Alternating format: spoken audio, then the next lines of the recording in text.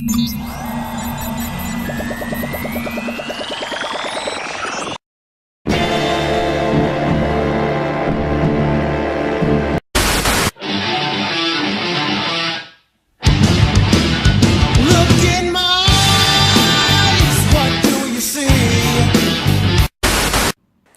and welcome to the Halcyon Blink Show. I'm your host, Lon Risley, or as you've come to know me, your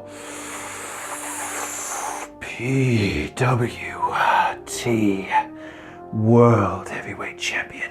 And on this episode of the Halcyon Blink, we're going to be talking about... I've forgotten.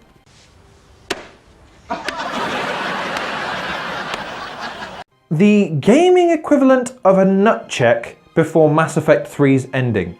Little story. Knights of the Old Republic was a game that was lent to me by a friend who was ahead of the game when it came to anything gaming online and on the consoles at the time. And he said, you definitely need to play this game. Now, I've got to be honest, I put it in first time and didn't really understand the pretense because I was a kid. I was used to picking up and playing stuff, and if I couldn't, put it to one side. The difference on this occasion, though, is that so much was going on and so much of it allowed you to do things that you never could on a Star Wars game that I was engrossed.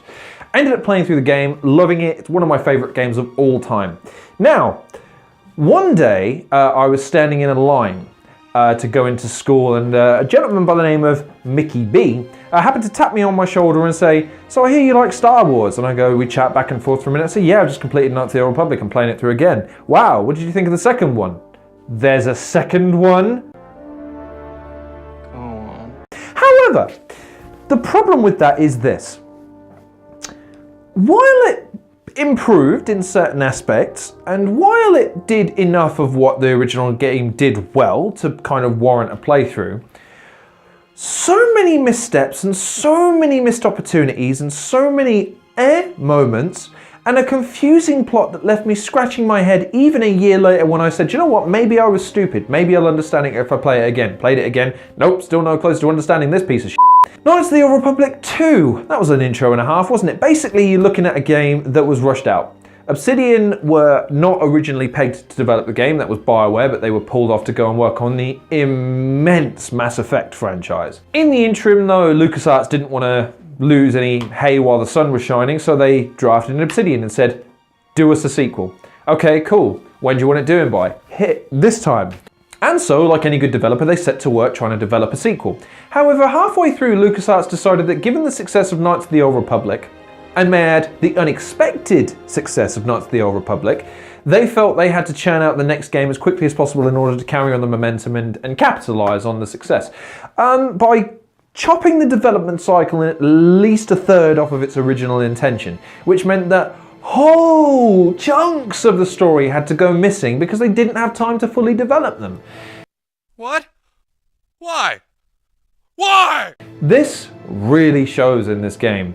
Basically, you start off as, again, an unknown individual by the name of the Exile, and you're on board a mining ship that feels more horror-oriented than anything else because there's no one around. Anyone that you do come across is dead. The people you do come across who aren't dead are creepy and you don't quite trust them. And there's this ominous threat approaching you that you don't really understand, you don't know much about.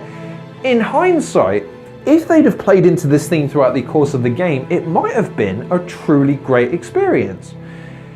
Because it would have been in a sense of unease, the dark side really filtrating into everything that you were doing, as opposed to the first game, which had its dark moments, sure, but overall felt quite light and quite, like, you know, if you played a light side character, it felt like a light game.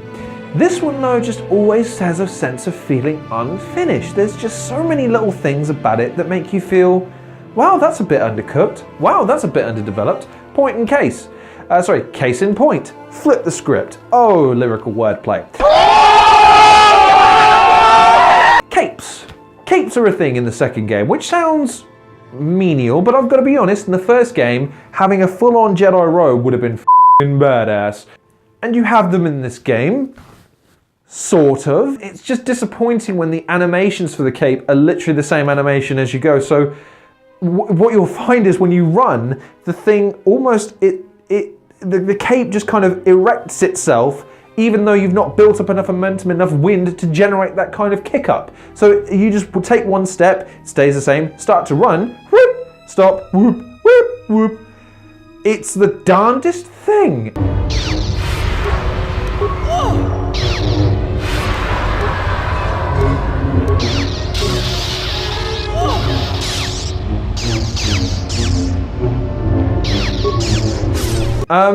No new lightsaber styles.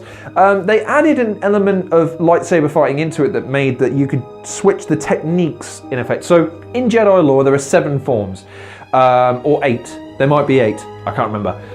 In fact, the 7th form. There might be 6 forms. No, Star Wars nerd. There are 6 forms, with the 7th being Vapad, the forbidden form that only Mace Windu can use because they had to try and tell Samuel L. Jackson he was special and important, apart from giving him a purple lightsaber with bad motherfucker written on it. True story.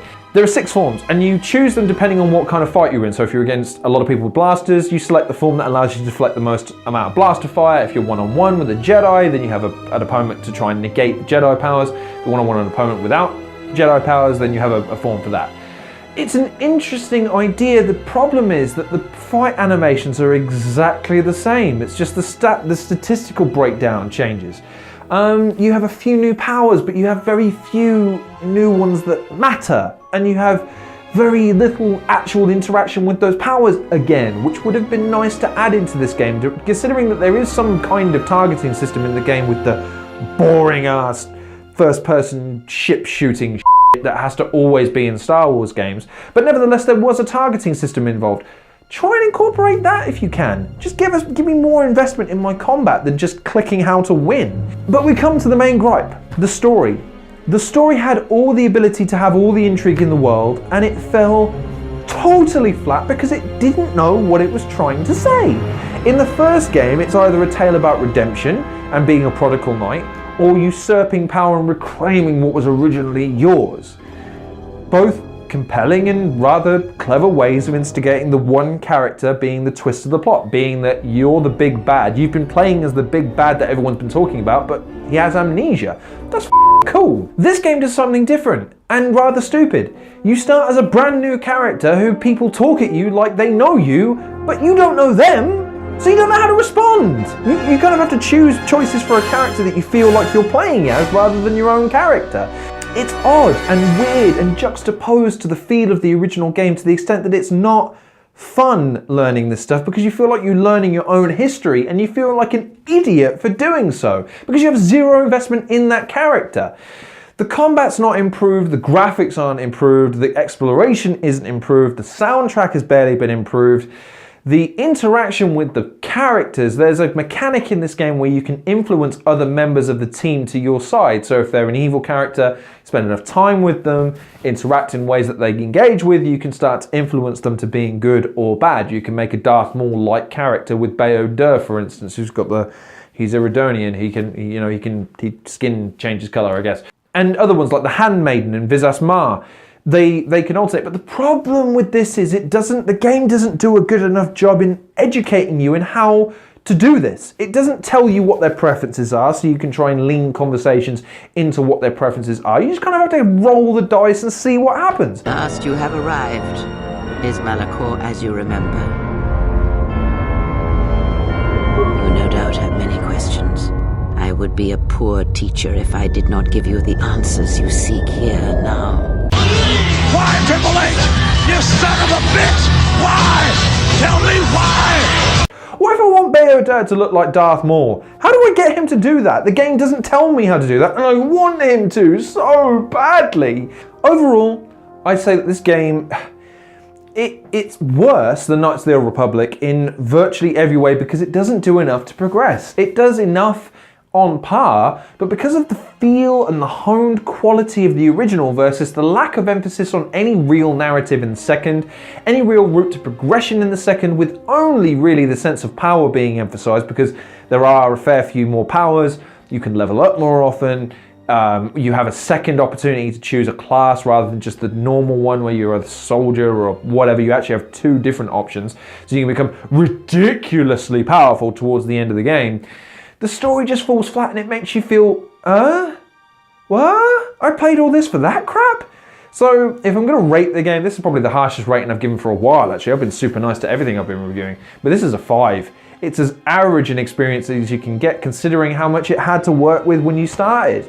Going back to places like Korriban has no feel because there's no nostalgia there. There's a Bastila hologram, which is okay, but because you have zero context as to what happened afterwards, because no one explains it to you, because it's behind conversation rules that you have to unlock by influencing that character, but it doesn't tell you how to influence the character. It meant there's whole chunks of story I missed out on.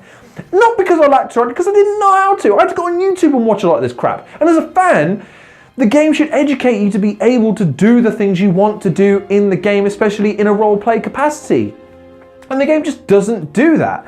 So this game is an average game. It's a 5 out of 10. It's not terrible, but it certainly isn't great either. So if you need to play a role-playing experience within the Star Wars universe, stick to Knights of the Old Republic 1. Just stick to it. Don't play the second one. It's almost meaningless. The only reason why you should play the second one is to read the magnificent Star Wars Revan book. If you've never read that book, and I've never recommended anyone read anything before, but if you've never read the Revan book, you really need to. It is a triumph of storytelling in terms of taking the narrative and the plot points from the first 2 games into the book and concluding it in a satisfying and interesting way, which I won't spoil for you here. Except for T3. Oh, T3, why? It's okay. It's okay, I'm alright. I'm still champion, that's all that matters. So thank you very much for watching this episode of Halcyon Blink. Please like, share and subscribe. Wipe away your tears if you've read the books. You know what I'm talking about when I say T3. Please go check out some of the other content creators in the description below. In any event, thank you very much for watching as always. You take care of yourselves. I have been Lorne Risley, and I am still your PWT heavyweight champion of the world. Oh yes, I can feel your jealousy washing over me like a summer breeze. It's so good. Sorry I got lost there. What was I talking about? Oh yes, my PWT championship. In any event, take care of yourselves. I'll see you guys on the next episode.